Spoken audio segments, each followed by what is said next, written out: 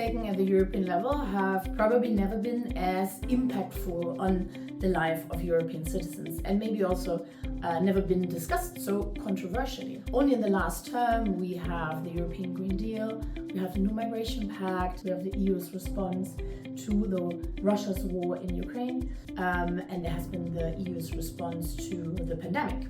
And we see that on a lot of these EU decisions, the role of the Parliament is really getting increasingly important.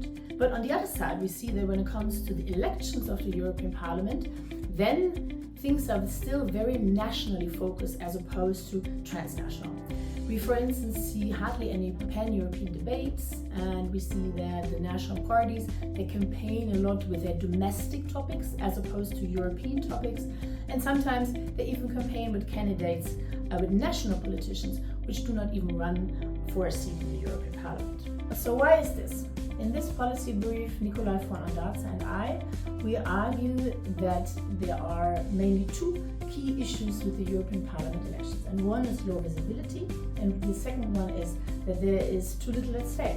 As regards to low visibility, problematic we find here is that these elections take place in a largely unharmonized frame.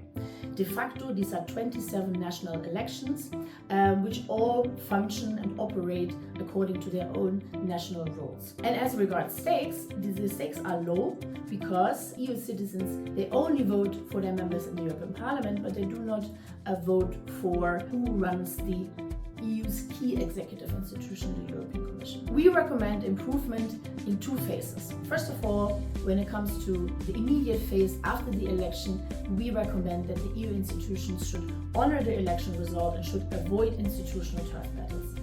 Then, in a second step for the next institutional cycle, which starts now in 24 and runs until 29, EU member states should prioritize to harmonize electoral law and should here have a specific focus on the introduction of transnational lists and also potentially a joint single election day across the EU.